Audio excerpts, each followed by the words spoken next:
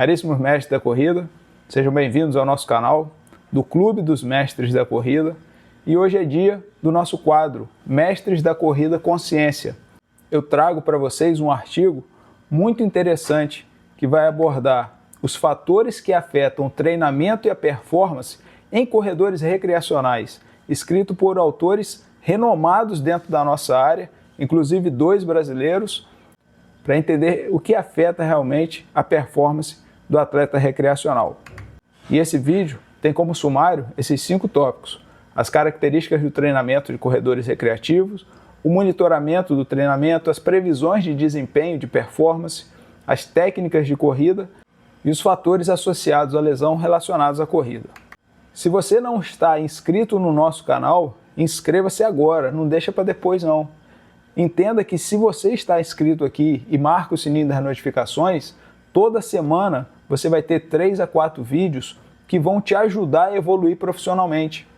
Então você tem que associar que se você está inscrito no canal, então você vai evoluir profissionalmente, porque esse é o objetivo do Clube dos Mestres da Corrida: qualificar os profissionais que trabalham com a corrida de rua, seja no Brasil, quiçá no mundo também, né?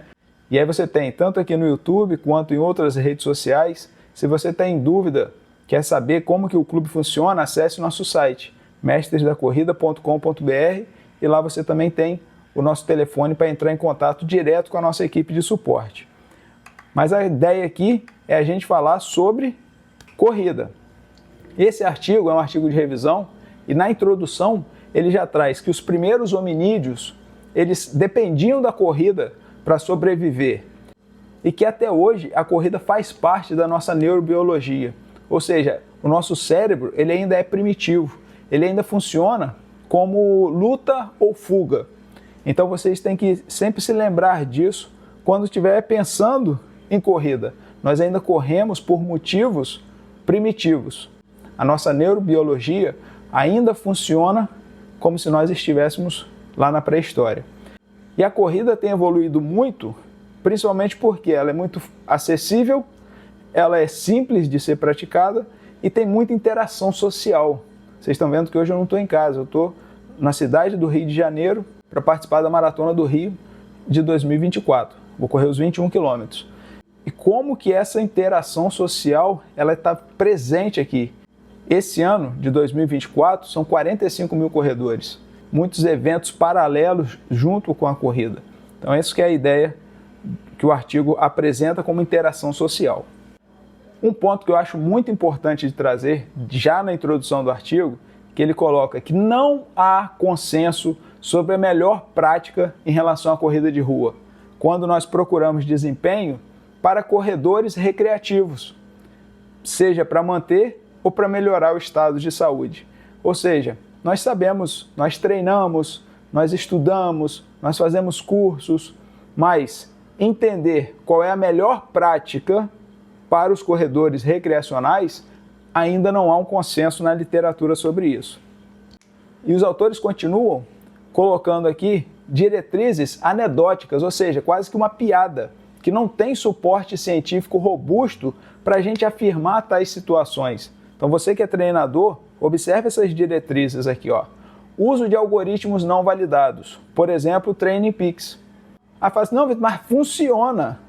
Mas ainda não há suporte científico robusto para que a gente possa afirmar que esses algoritmos realmente estão validados. Regra dos 10%, aumentar 10% o volume mensal. Esse número 3, principalmente, é realmente uma piada, né? Porque a gente pensar que tênis de corrida vai reduzir lesão, ou então você pensar que um tênis vai fazer você correr mais rápido do que o outro, isso não tem suporte científico robusto. Então, por isso que eles trazem como diretrizes anedóticas, como se fossem realmente piadas, né? Ainda na introdução, outra diretriz anedótica que é o fato dos atletas recreacionais quererem copiar o treino dos profissionais. E quando a gente fala que um treino, por exemplo, de um profissional, ele faz 10 tiros de 1.000 metros em um intervalo de 2 minutos, você não tem que fazer 10 tiros de 1.000 metros. Você pode pensar, talvez, em fazer 10 tiros. O que ele está fazendo na verdade? Ele está fazendo 10 tiros de 3 minutos, que 1.000 metros ali ele vai fazer em 3 minutos. Então você pode pensar em talvez fazer 10 tiros de 3 minutos. Aí sim você vai copiar, né? Agora, será que isso é necessário para você nesse momento? Será que o atleta recreacional fazer o mesmo treino que o profissional faz vai fazer ele evoluir? E também que as evidências científicas sobre corrida de rua que nós temos hoje provém de estudos principalmente com corredores profissionais. Então nós que somos mestres da corrida temos que adaptar o que a gente tem de científico feito com atletas de elite para a nossa realidade, com atletas recreacionais. Esse é um dos pontos-chave para mim dentro do Clube dos Mestres da Corrida. É transformar a ciência feita com profissionais em ciência ou em prática com atletas recreacionais.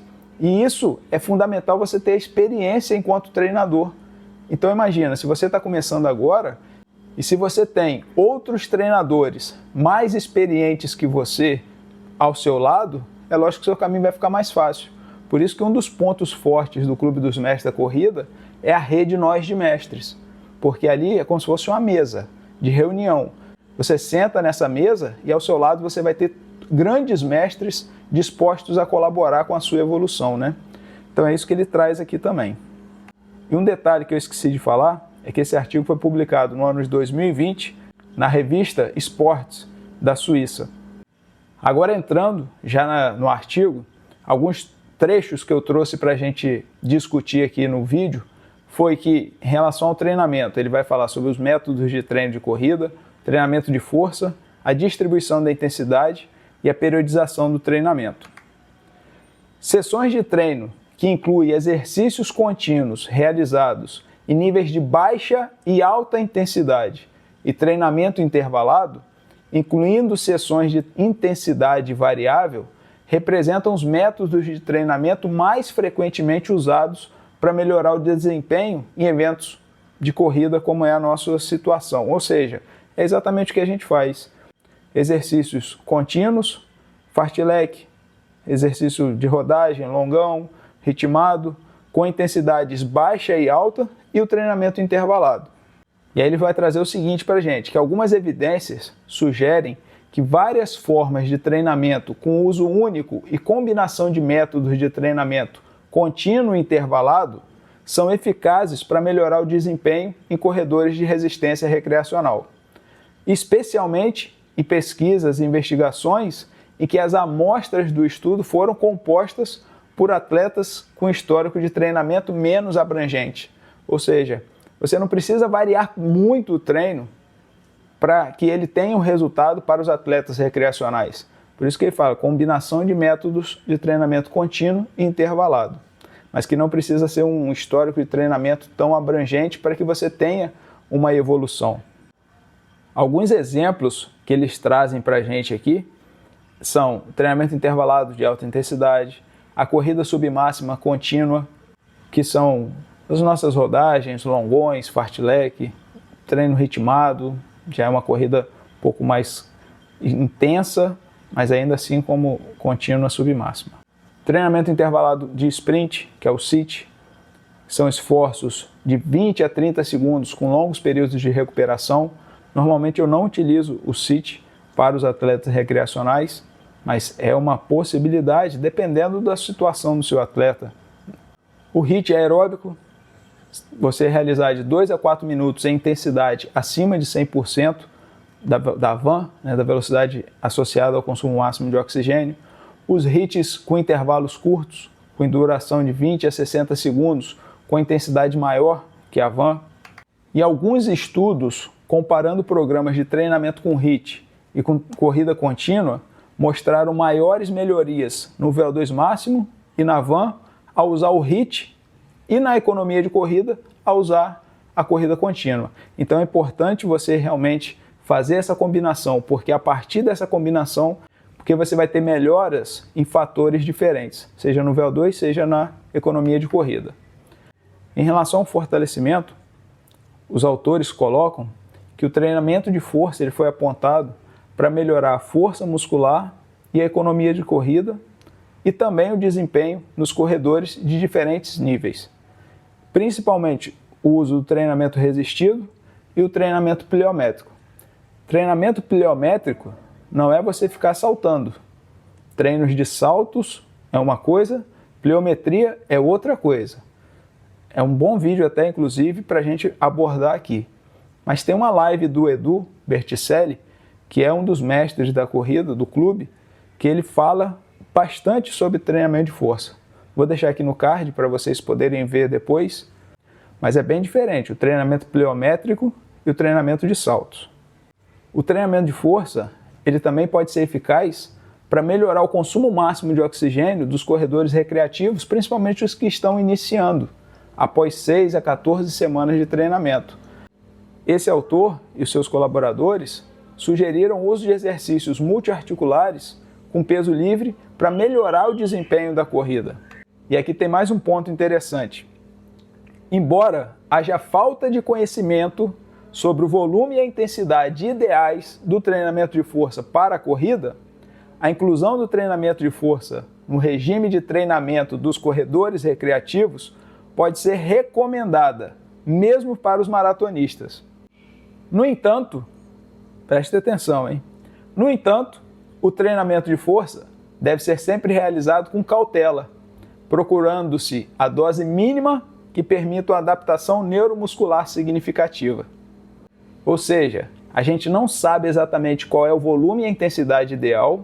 Mais uma vez, a importância de você ter a rede Nós de Mestres para poder trocar experiências com quem já sabe mais do que você e você poder ajudar quem já sabe ou até confrontar o que você tem de conhecimento, porque aí a gente também cresce. E no final desse parágrafo, ele sugere, que a gente tem que continuar procurando essa dose mínima para ter adaptação neuromuscular significativa. Em relação à distribuição da intensidade do treinamento, o DIT, a gente já viu aqui, tem vários vídeos no canal sobre a distribuição da intensidade do treinamento. E aí os autores apontam que existem 3 zonas de intensidade, o Z1, o Z2 e o Z3, que podem ser delimitadas pelo lactato sanguíneo. E aí ele também apresenta que a distribuição da intensidade polarizada, como a gente sempre faz aqui, é 80% da zona 1 e 20% na zona 3, com pouco ou nenhum tempo de treinamento, volume, na zona 2. E que essa distribuição da intensidade foi sugerido como mais eficiente do que outras distribuições, porque está mais ligado ao padrão de atividade física dos nossos ancestrais, como ele começa o artigo, apresentando sobre os primeiros hominídeos, a sobrevivência e a neurobiologia cerebral. Então, que nessa situação, o que eles precisavam fazer?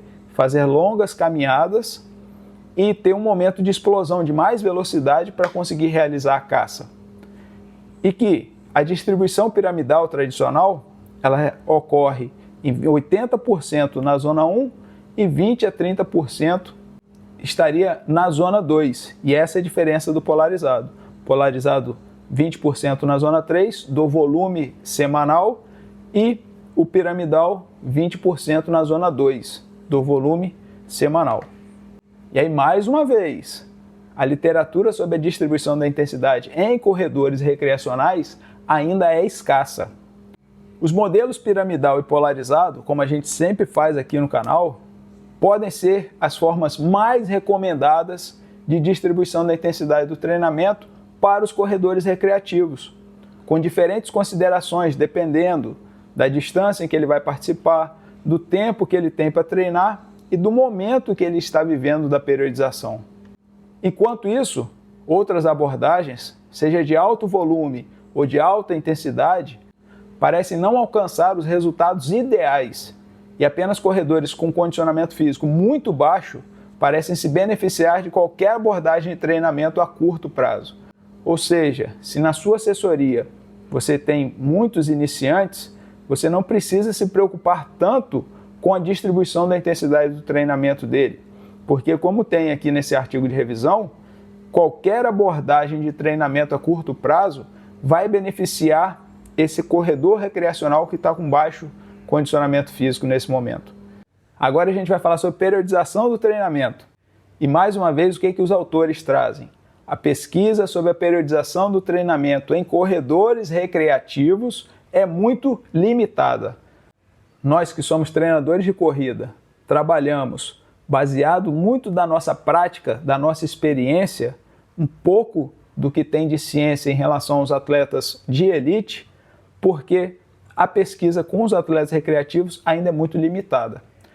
Esses autores, descobriram que a periodização linear e a periodização reversa gerou maiores melhorias no desempenho de resistência, economia de corrida e VO2 máximo em corredores recreacionais do que a progressão não periodizada da carga de treinamento. O que isso quer dizer? Nós temos poucas pesquisas com atletas recreativos, porém, as pesquisas que tem mostram que periodizar é melhor do que não periodizar. Uma recomendação geral da experiência prática desses autores seria a periodização em bloco ou linear, porque você pode se adequar melhor a distâncias curtas ou moderadas, como o 21 km ou menores distâncias do que o 21. Enquanto o desempenho em maratonas e eventos mais longos provavelmente se beneficiaria da periodização reversa. Também essa é uma recomendação que eu faço sempre dentro do Clube dos Mestres da Corrida. Maratona e ultra, periodização reversa. Outras distâncias, periodização linear. E também, às vezes, a ondulatória, para você ajustar de acordo com a realidade do seu atleta. E é bom quando isso acontece, que a gente está lendo um artigo que baseia o seu fazer, que é aquilo que você entende como um caminho certo para seguir, e ele está te mostrando, olha, o caminho é esse mesmo, que a gente tem até hoje, mesmo com essa literatura escassa. Ainda sobre periodização, os autores colocam que corredores novatos e menos experientes também se beneficiariam da periodização reversa para eventos de 21 km ou mesmo de 10 km, a fim de serem expostos mais gradualmente ao pico de volume. O que é a periodização reversa? A primeira metade tem um volume menor do que a segunda metade. Essa é a periodização reversa. Conforme o tempo vai passando, o volume vai aumentando e a intensidade vai diminuindo. Então você começa a periodização com uma alta intensidade e menor volume. Com o passar do tempo, esse volume vai aumentando e a intensidade vai diminuindo. E aí eles concluem, que mais estudos são necessários para testar adequadamente a validade dessas sugestões. Como eu falei antes, a gente vê que na prática funciona, mas a ciência ainda não carimbou que isso seja o melhor a ser feito, principalmente com atletas recreacionais. Bem, sobre volume mínimo, aí é um outro problema que a gente tem também com os nossos atletas recreacionais. Quanto que ele precisa fazer para correr bem os 21 km, no mínimo? Aqui eles trazem o seguinte, que o volume mínimo de corrida necessário para melhorar o desempenho nos corredores recreativos, incluindo as interações entre os métodos de distribuição da intensidade do treinamento, corrida e treinamento de força, além dessa influência de outras atividades físicas nas adaptações do treinamento de corrida, ainda precisam ser identificados. A gente não sabe qual é o volume mínimo de corrida para os atletas recreacionais. A gente ainda precisa avançar em várias áreas da pesquisa em relação aos atletas recreacionais. Até em relação aos atletas de elite também, Esse daqui é um outro tópico muito importante e que é difícil a gente realizar, que é o monitoramento, o controle da carga, o acompanhamento do atleta. A periodização a gente está avançando bem, agora eu tenho que acompanhar esse atleta para que essa periodização funcione adequadamente. E falando sobre monitoramento, os autores trazem a seguinte informação, que as avaliações laboratoriais tradicionais, como VO2, limiar anaeróbico e economia de corrida, elas podem ser monitoradas nos atletas recreacionais, como é feita nos corredores profissionais. No entanto, a avaliação dessas variáveis máximas e submáximas não é acessível a todos os corredores em termos de custo ou disponibilidade. Por exemplo, na minha cidade, uma cidade grande, 600 mil habitantes, a gente não tem um analisador de gases. Eu desconheço que exista na minha cidade, Campos dos Goytacazes, nesse momento, um analisador de gases para fazer uma medida de padrão ouro, que é o do VO2 máximo. Então é isso que eles querem dizer, que é legal, é interessante para os atletas recreacionais, mas que devido ao custo ou à disponibilidade, a gente não tem acesso para acompanhar e monitorar os atletas no que seria o padrão ouro para a medida fisiológica, né?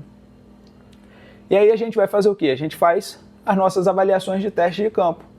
A velocidade aeróbica máxima, teste de corrida de 5 minutos, eu não uso, mas está no artigo. A velocidade crítica, ou seja, a mais alta velocidade de corrida sustentável que pode ser mantida sem um aumento contínuo no VO2 máximo. É muito bacana e importante a gente entender mais sobre essa velocidade crítica. Eu vou fazer um outro vídeo explicando como que você calcula a velocidade crítica e como você utiliza a velocidade crítica no seu treinamento. E a combinação de velocidade constante com testes incrementais, ou seja, você realizar testes em que você vai aumentando a velocidade a cada um determinado estágio, né? Esse slide aqui é muito bacana. Embora o melhor teste de desempenho seja competir na mesma distância para comparar desempenhos e respostas fisiológicas entre corridas, vale ressaltar que as superfícies, os perfis, as condições climáticas entre as corridas desafiam essas comparações e atrapalham os diagnósticos apropriados de resultados competitivos. Então não adianta você comparar duas provas de 10 km, que uma foi numa cidade quente e outra numa cidade fria. Por mais bem treinado que a pessoa esteja, você tem que analisar esse tipo de situação e levar isso em consideração quando você está acompanhando o seu atleta, né? E esse artigo é muito bacana. Se você quiser baixar o artigo, só clicar aqui embaixo na descrição, que você tem um link para você acessar gratuitamente o artigo e você poder lê-lo na íntegra. Porque aqui é só uma parte do artigo que eu estou apresentando para vocês, alguns trechos do artigo que eu estou trazendo aqui para vocês. O importante é você ler o artigo na íntegra e entender tudo que ele está trazendo ali de informação. Aqui agora eles vão falar sobre carga interna e externa no tempo real, que atualmente é muito fácil de você medir usando as tecnologias vestíveis, principalmente no nosso caso os relógios, né, GPS das diferentes marcas, porque eles vão registrar simultaneamente vários parâmetros, várias métricas, incluindo frequência cardíaca, velocidade, o ritmo, a cinemática, tamanho da passada, o comprimento, a cadência, quando ele tem um acelerômetro, altitude, temperatura, tudo está sendo medido e tudo que é medido te ajuda a acompanhar e entender melhor o que está acontecendo com o seu atleta, você monitorar melhor o seu atleta. Mais uma vez, para finalizar a parte do monitoramento, o que eles trazem? No entanto, não há evidências que demonstrem que a tecnologia vestível é mais válida e eficiente do que simples ferramentas de monitoramento, como a classificação da seção do esforço percebido e o impulso de treinamento, que é o famoso TRIMP. Aqui eles apontam que a tecnologia vestível é interessante, mas que a percepção do esforço é muito mais interessante do que você confiar nas tecnologias vestíveis. Vamos usar todas as ferramentas que a gente tem. Tem o relógio, ok. Não tem o relógio? Utilize a percepção de esforço. Tem o relógio? Utilize a percepção de esforço também. Os relógios hoje eles já trazem embutidos nele a percepção de esforço. Alguns deles, né? Que já colocam lá ao final do treino, de 0 a 10, quanto você se esforçou nesse treino. Né? Coloca uma carinha de feliz a triste. Então você já tem esse tipo de informação ali no relógio do seu atleta, para você monitorar o treinamento dele, né? E que na última década, vários estudos apontaram a validade e a praticidade, a variabilidade da frequência cardíaca para monitorar o treinamento em corredores recreativos. Mas aí você precisa entender da variabilidade da frequência cardíaca e que ele tenha um relógio que meça a variabilidade da frequência cardíaca. Ele vai ter que usar o relógio durante o treinamento e nos momentos em que ele não estiver correndo também terá que utilizar, para você avaliar pela variabilidade da frequência cardíaca. Mas é válido e é prático. E que dentre as várias ferramentas de monitoramento, né, com diferentes níveis de complexidade, de validade, dos quais a gente pode selecionar programas adequados para cada cenário e para cada propósito. O que você não pode é não monitorar o seu atleta, porque senão sua periodização vai dar errado e você não sabe por quê. Às vezes a sua falha não está em montar a periodização, a sua falha pode estar no acompanhamento, no monitoramento do seu atleta. No entanto, como não foi demonstrada a superioridade de nenhum método sobre outros, no que diz respeito à validade e sensibilidade para monitoramento do treinamento, a preferência e a acessibilidade dos corredores e de nós, treinadores, a esses métodos pode ser o principal critério para selecionar os parâmetros mais adequados em cada cenário. Você vai ter que usar aquilo que você tem em mãos. Se você só tem a percepção, use a percepção para monitorar o seu atleta. Se ele tem um relógio, utilize as variáveis, os parâmetros que ele te fornece para você acompanhar o seu atleta. Nesse sentido, os autores encorajam o uso de vários métodos simultâneos como parâmetros de carga externa e interna. Por exemplo, a percepção de esforço da sessão, a variabilidade da frequência cardíaca, a cinemática que o seu relógio traz, para que possa melhor auxiliar o seu desenvolvimento como treinador de corrida, para que você consiga atingir o objetivo e melhorar os parâmetros fisiológicos e de desempenho dos seus atletas recreacionais. Em relação à predição de performance, os autores colocam que a maneira mais usual e intuitiva de prever o desempenho é você calcular teoricamente o tempo de corrida usando o melhor tempo em corridas de distâncias diferentes. Ele correu os 5 km em 25 minutos. Bem, então os 10 ele vai fazer em 51, 52. Se ele faz os 5 em 21 e os 10 em 50, tem alguma coisa de errado. Ou nos 5 ou nos 10. Aí depois você tem que descobrir. Acredito que seja nos 5, porque foi muito bem nos 10. Não, mas ele evoluiu. Mas se ele evoluiu, os 5 dele não pode ser em 25, vai ter que ser mais baixo. Então, é difícil você prever a performance usando esse tipo de análise, como eu fiz aqui rapidamente com vocês. Mas é a maneira mais usual que a gente realiza. E a conclusão de esforço máximo para estimar o desempenho de uma outra distância pode ser inconveniente para a maioria dos corredores recreativos. Como eu acabei de falar aqui, você tem que avaliar, realiza, prevê, calcula, mas normalmente não vai ser o mais adequado para o seu atleta. Então o que você vai fazer? Bem, eu digo que você tem que calcular de alguma forma. Você tem que prever para o seu atleta o que ele é capaz de fazer naquele momento. No clube nós temos nosso aplicativo, o Evolution Run, em que ele dá uma previsão de conclusão para diferentes distâncias, desde os 200 metros até os 42 quilômetros, baseado no percentual da van que a pessoa tem naquele momento. Então você tem que realizar vários testes de VO2 para ajustar o ritmo de prova da pessoa de acordo com a intensidade que ela vai ser capaz de correr. Sobre técnica de corrida, biomecânica, ela pode ser definida como o arranjo automatizado de movimentos segmentares para alcançar respostas integrativas ideais durante a corrida. A técnica de corrida pode ser analisada por métodos biomecânicos e pode ser afetado por fatores intrínsecos e extrínsecos. Será que a gente tem comprovação científica sobre mudança da biomecânica? Mudança sobre a técnica de corrida? Vamos analisar aqui. Os fatores intrínsecos da técnica de corrida incluem parâmetros cinemáticos, cinéticos e neuromusculares, enquanto os fatores extrínsecos incluem a interação do tênis com a superfície, com calçados, hortas e superfícies de corrida, entre outros aspectos. Em resumo, um padrão específico de pisada não reduz as forças de contato articular, e as recomendações de alteração da técnica de corrida devem ser baseadas apenas na análise individual de especialistas. Métodos de avaliação baseados em otimização são interessantes para a análise da técnica de corrida, e que alguns parâmetros que avaliam a técnica de corrida podem mostrar de uma maneira mais clara o papel da técnica de corrida no desempenho dos corredores recreativos. Mas avaliar essa técnica de corrida é bem complicado e é necessário que você cada vez mais vá se especializando nessa avaliação. Então, que você comece a realizar avaliações de técnicas de corrida realmente. Modelos que incluem parâmetros integrativos como salto elástico e economia metabólica têm grande potencial para essa finalidade.